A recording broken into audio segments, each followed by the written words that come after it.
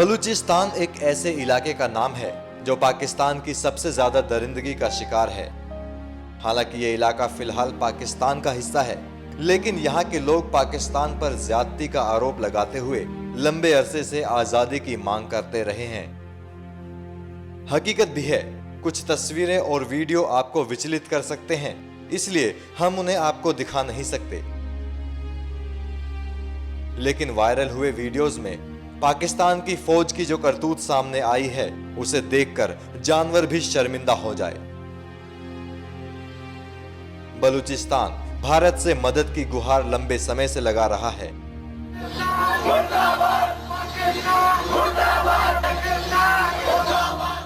लेकिन इस बार 15 अगस्त के मौके पर देश के पीएम मोदी ने जब बलूचिस्तान का नाम लिया तो वहां के लोगों ने पीएम मोदी को तहे दिल से शुक्रिया अदा कहा। आज एनएमएफ न्यूज अपने दर्शकों को बताएगा कि आखिर बलूचिस्तान का मसला क्या है और आखिर खनिज पदार्थों से भरपूर ये इलाका दुर्दशा का शिकार क्यों है। दरअसल पाकिस्तान के दक्षिण पश्चिम में बलूचिस्तान दरअसल अंग्रेजी राज और बंटवारे की आग में झुलस रहा है।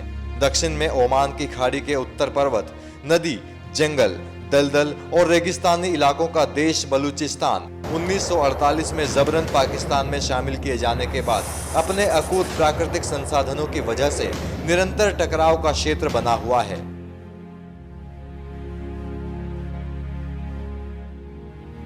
पाकिस्तानी हुक्मरानों के प्राकृतिक संसाधनों के दोहन और बाहरी आबादी को वहां बसाने के नजरिए की वजह से हाल के दौर में 2003 से यह टकराव अपने चरम पर है।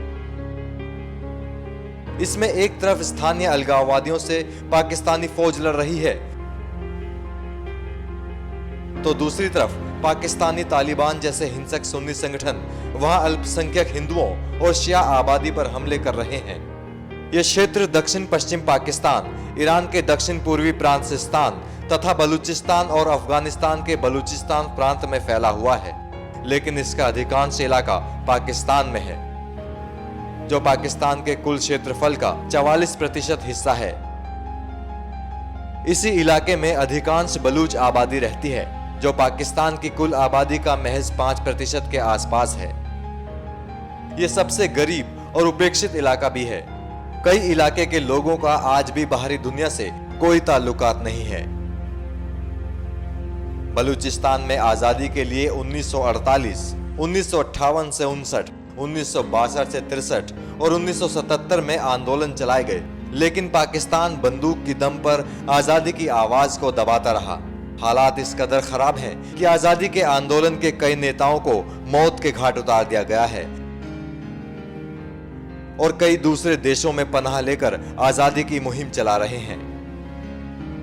हालांकि पाकिस्तान आरोप लगाता है कि यहां भारत अलगाववादियों की मदद करता है। बलूचिस्तान में फिलहाल नवाज की PMLN सरकार है। नवाब अकबर बुख्ती बलूच आजादी के प्रमुख नेता थे। वे यहाँ के CM भी रह चुके हैं। 2006 में पाक सेना ने उन्हें मार दिया था। उस समय पाक के प्रेसिडेंट रहे परवेज मुशर्रफ पर बुख्ती की हत्या का केस चल रहा है। बलूचिस्तान में मौजूदा अलगाववादी संघर्ष का हिंसक दौर 2003 से शुरू हुआ। इसमें सबसे प्रमुख संगठन बलूचिस्तान लिबरेशन आर्मी को बताया जाता है, जिसे पाकिस्तान और ब्रिटेन ने प्रतिबंधित घोषित कर रखा है। इसके अलावा भी कई छोटे संगठन सक्रिय हैं। इनमें लश्कर बलूचिस्तान और बलूच लिबरेशन यूनाइटेड फ्रंट प्रमुख हैं। पाकिस्तान की फौजी कार्रवाई में सैकड़ों लोगों की जानें गई और हजारों लोग लापता बताए जाते हैं। मानवाधिकार समूहों के मुताबिक वहां फर्जी मुठभेड़ों में लगातार मौतों और लापता लोगों की तादाद बढ़ रही है। पाकिस्तान के सुप्रीम कोर्ट की जांच में 5000 लापता लोगों का पता चला था। पाकिस्तान की सुप्रीम कोर्ट में यह मामला अभी भी जारी है। इस मामले में भी पूर्व फौजी शासक परवेज मुशर्रफ की गिरफ्तारी के आदेश दिए गए थे। कुछ मानवाधिकार संगठनों के मोटे अनुमान के मुताबिक 2003 से 2012 के बीच पाकिस्तानी फौज ने 8000 लोगों को अगवा किया। 2008 में करीब 1100 बलूच लापता बताए जाते हैं। सड़कों पर कई बार गोलियों से बिंधी और अमानवीय अत्याचार के निशान वाली लाशें पाई जाती रही हैं। बलूचिस्तान की आजादी की लड़ाई लड़ रहे लोगों ने भी पाकिस्तान के दूसरे हिस्सों से आकर बसे लोगों पर हमले किए हैं और 2006 से करीब 800 से ज्यादा लोगों के मारे जाने की आशंका बताई जाती है। पाकिस्तानी हुक्मरानों ने हाल के दिनों में अपनी परियोजनाओं के लिए बाहर से लोगों को लाकर बसाने की नीति शुरू की थी। उनकी दलील थी कि बलूच आबादी में साक्षरता दर बेहद कम होने और हुनरमंद लोगों की कमी की वजह से ऐसा करना जरूरी है। मगर बलूच आंदोलनकारियों को शंका है कि उन्हें कई इलाकों में अल्पसंख्यक बना देने और प्राकृतिक संसाधनों के दोहन के लिए पाकिस्तानी सरकार ये खेल खेल रही है। दरअसल ग्वादर में अत्याधुनिक बंदरगाह निर्माण भी इस टकराव का एक हिस्सा है, जिसे चीन अपने दक्षिणी प्रांतों से पाकिस्तान में आर्थिक कॉरिडोर का एक अहम पड़ाव बनाना चाहता है। इसका निर्माण 2002 में शुरू हुआ और इस पर पूरा नियंत्रण पाकिस्तान सरकार का है। इसके निर्माण में भी चीनी इंजीनियर या मजदूर ही लगाए गए हैं। बलूच लोगों को तकरीबन इससे बाहर ही रखा गया है। आसपास की जमीनें भी कथित तौर पर सरकारी अधिकारियों ने बलूच लोगों से लेकर भारी मुनाफे में बेच दी हैं। इससे उपजी नाराजगी को दबाने के लिए पाकिस्तान ने फौजी कार्रवाई का रास्ता अपनाया।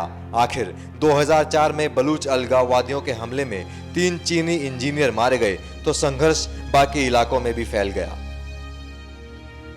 बलूचिस्तान में प्राकृतिक गैस का भंडार है, मगर रॉयल्टी सिंध और पंजाब से करीब 5 गुना कम मिलती है। ये 1953 में प्रांतों की प्रति व्यक्ति आय के हिसाब से तय की जाती है। इसके अलावा पाकिस्तानी सरकार गैस निकालने की लागत अधिक होने की दलील देकर बहुत कम रॉयल्टी वापस करती है। इससे बलूचिस्तान पर कर्ज बढ़ता जा रहा है। 2011 में प्रधानमंत्री यूसुफ रजा गिलानी ने आगाज़े हुकूक बलूचिस्तान का ऐलान किया था और $2.5 अरब के अतिरिक्त पैकेज का ऐलान किया था, मगर आरोप है कि इसका फायदा आम आदमी तक नहीं पहुंचा। फिलहाल बलूचिस्तान भारत की तरफ उम्मीद और मदद की नजर से देख रहा है, लेकिन बलूचिस्तान का मुद्दा भारत के लिए कूटनीति के लिहाज से बेहद अहम है। ऐसे में देखने वाली बात यह होगी कि हिंदुस्तान के पीएम नरेंद्र मोदी इस मामले को लेकर क्या रणनीति बनाते हैं। एनएमएफ न्यूज की रिपोर्ट।